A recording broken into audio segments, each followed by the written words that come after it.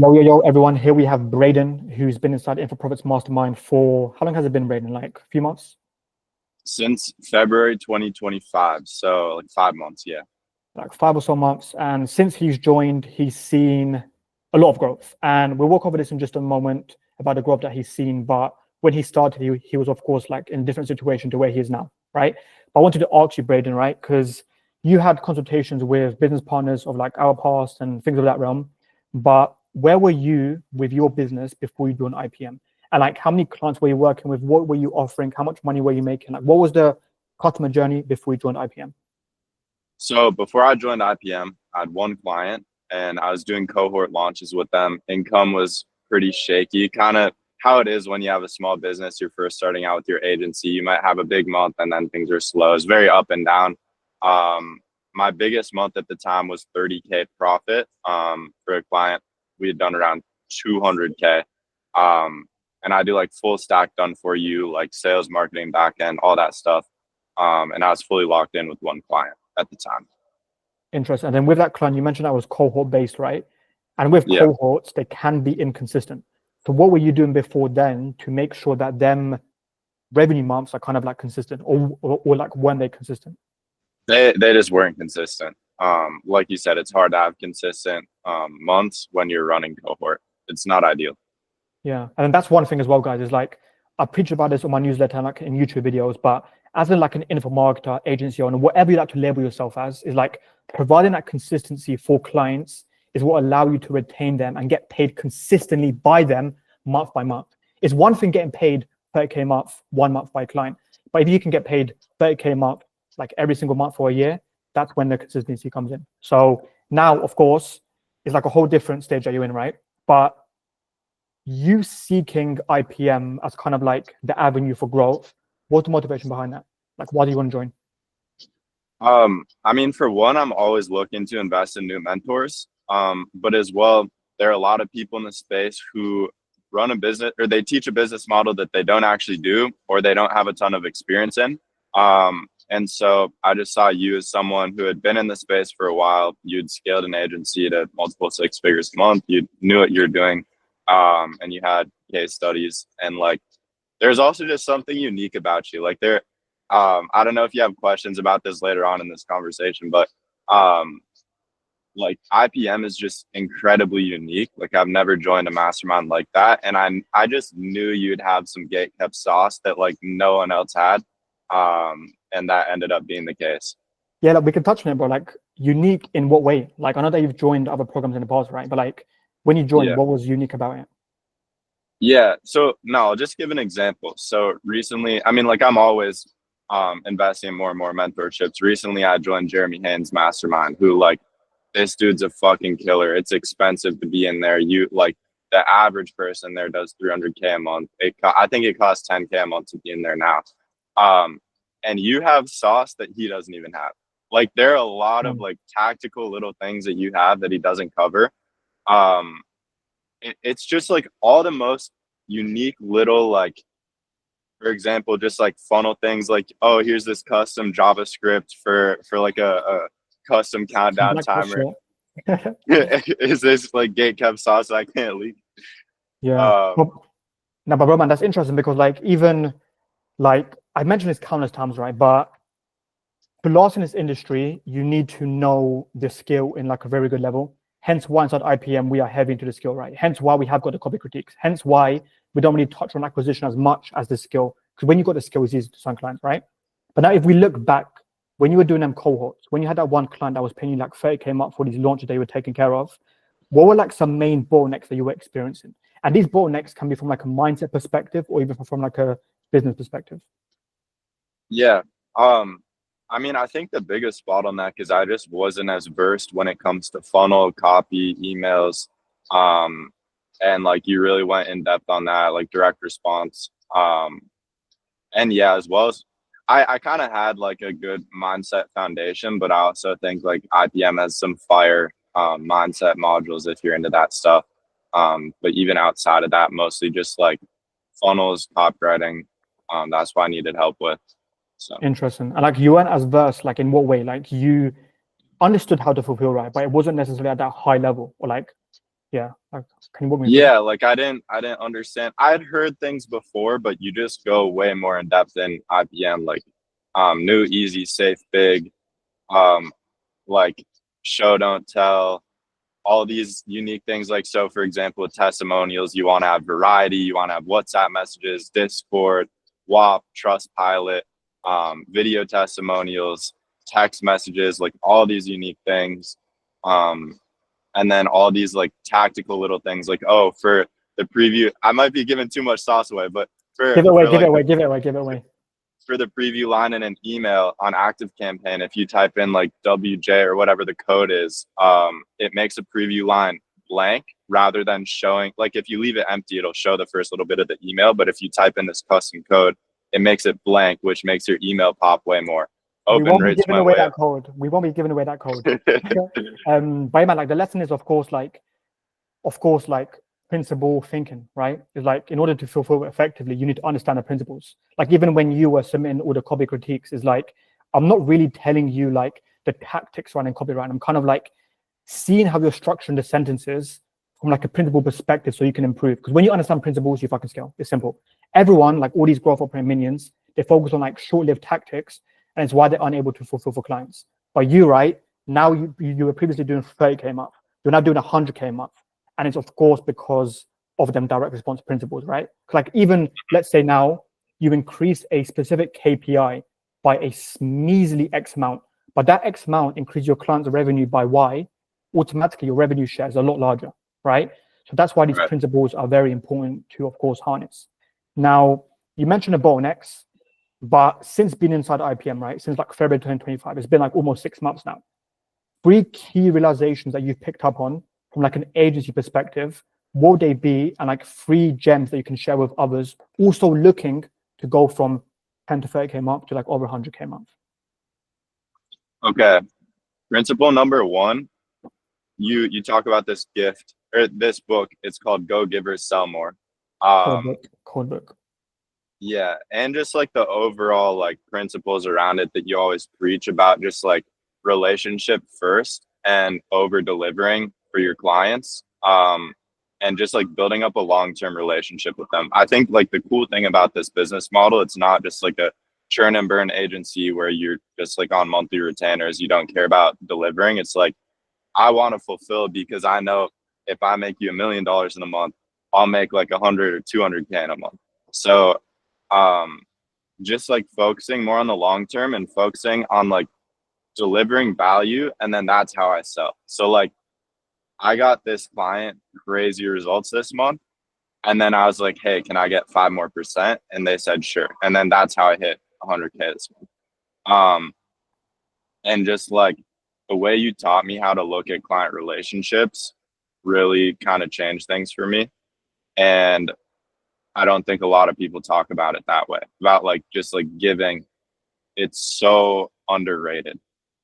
Because most people are matchers, right? If I give you 5, someone else gives you 5, but then like the givers, if someone gives you something, you feel like so indebted. It's like you don't match them. You need to give more back, and then the other person gives more back. And so just like creating a network of givers, I would say that's like the number 1 thing.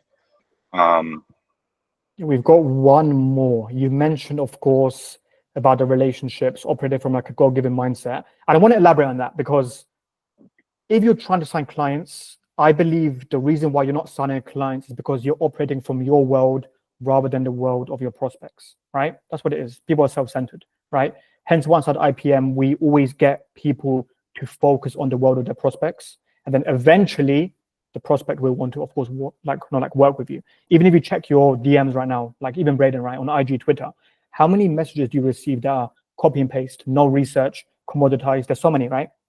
It's so bad, especially recently. I get like 10 a day that are just sales pitches, and it turns me off so much, bro. Exactly, bro. Like now, considering that the market is evolving quickly, it's like very aware, very sophisticated. When a prospect sees a message like that, commodity market, they're not going to reply to you. But that's why what Braeden mentioned about the goal giving, we take a different route, and that allows us to differentiate, because we give them value assets. We don't even ask for a call in the first message. We flood them with touch points and value, so eventually they would want to work with us, because we build up them credibility touch points, right? So they are like really critical lessons. Now, one more for someone watching this video right now, right? You mentioned two. One more nugget that you picked up on that allowed you to scale past 100K mark. What would that be? I think just like going in depth on direct response. Like I knew the general direct response principles. And I think I kind of had this limiting belief when I first started is like I'd look at direct response and I'd be like, oh, well, that's too like salesy. It'll turn people off. It like people will see through it. But actually, I think Jeremy Moser said this in Telegram, and he had the same belief. And he's like, well, people use direct response because it's direct response. Like it works for a reason. And so I think me just like fully embracing it and just being like, all right, you're my mentor. You're teaching me all these things. Even though it feels like, damn, this is salesy. Can these people not see through it? I'm going to do it anyways. And for one part of it comes down to knowing your ICP better, because sometimes you can use direct response principles and it does turn them off. But if you know your ICP and you actually do direct response principles and you go in depth, you trust the process. Like that's what got me from that. Like, here's the crazy thing. We had a 20% opt-in rate. We split test headlines. You give me some sauce on split testing other elements on the page. And then we go from 20% to 40%. Boom. We automatically, like, by changing like a couple words, we double how many leads we're getting. Like, that's the cool thing about direct response, especially just like the higher up in the funnel you are. Like split testing the headline on the opt-in page. That's one of the highest ROI things you can do. You can change a couple words and make like an extra 200K a month. Bro, for sure, bro. It's what I mentioned earlier, right? Like if you're on revenue share and then you understand direct response, you make one change, but that one change brings in an extra X amount. How much more are you making in revenue share, right? But you wouldn't know the changes to make if you don't understand direct response. So that's also something that we're, of course, very heavy in, right? So now, bro, like insane success so far, bro. Like 30K a month to 100K a month. You're broadening the skill sets. Your direct response is improving. Like I remember the first few VSLs that you sent over, I was like, fine, there's some improvements to do. But now you're kind of like ascending the value ladder, right? Which is sick to see. Now, from a 6-month perspective, you've already been inside IPM for 5 months. 6 months from now, where would you like to be? Like now, right? 100K a month, you're doing that with one partner where you're essentially like the CMO for. What are your long-term visions with scaling? Like, where do you want to get to? I mean, 6 months is still a little short term. I'd like to be having this client at $1 million a month, like consistently. 100, that would be like 150K a month in my pocket, like 250K a month agency, which would be pretty far. Long term though, I guess. All right, here's another thing that I think is cool about IPM is like, I think a lot of people in the info space are just like schemers and they don't care about student results. But I think like you boys definitely care about results. And that's kind of one of my principles. I think a lot of people in the info space just like sling info to sling info and they just care about money. But I want to just have like a big ass portfolio of clients who all are just like the best experts in the space. Bro, fucking sick, bro. Fucking sick. Yeah, bro, it's all result focused, you know? Like even yesterday, we had a masterclass strictly on retention, and many info guys, especially in today's market, they just go heavy on the marketing, neglect their product, chargebacks, refunds, bad reputation, bad Trustpilot reviews, and then they're going to go and, of course, rail dog another offer, trying to do like the same thing, right? So it's all product focused.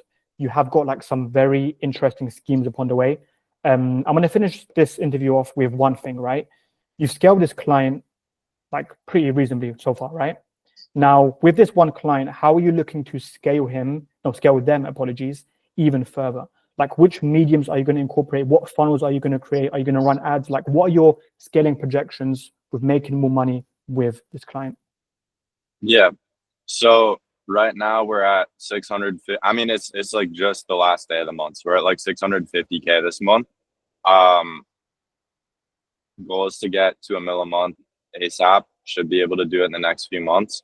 I think one of the biggest bottlenecks is to have a low ticket community for $100 a month that way over delivers. So we have tons of people either canceling their calls saying they'll stay in the low ticket community, or booking their call, getting to the end and just saying like, I either want to try out the low ticket first, or I want to stay in the low ticket if they're already in it. So we're like losing a lot of money to their low ticket because it's over delivering.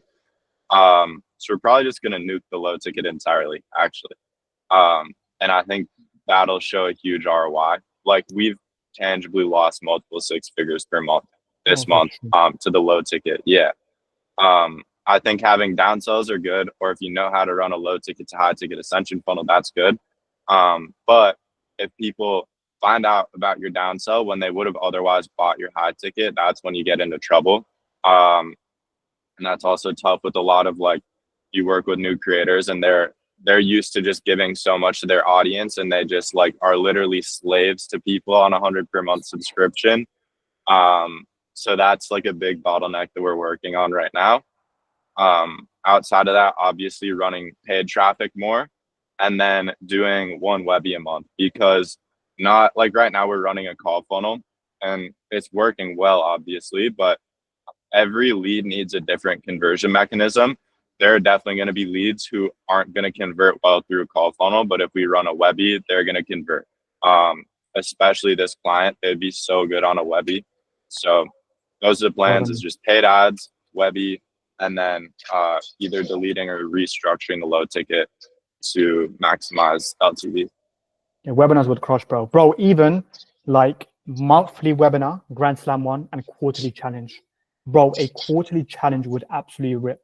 Now, like for some context as well, people are watching this, for our clients, when we offered webinar funnels as our primary vehicle, we were doing weekly webinars, like every single Sunday, every single Thursday. Then every quarter, we would do a Grand Slam challenge, pour like a lot of cash to that challenge, like a 3-day challenge, and then we just nuke it, bro. Because if someone, by the way, they join even 2 days of the challenge, do you know how many propaganda touch points have been made?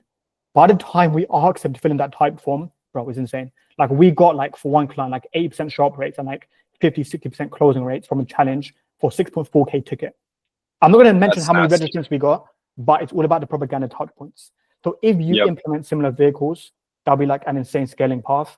And of course, with like the low ticket is like our core vehicle right now as well. And like we kind of coined this term, like ethically gatekeeping some elements in your low ticket. You know, I think that would be like a next logical step.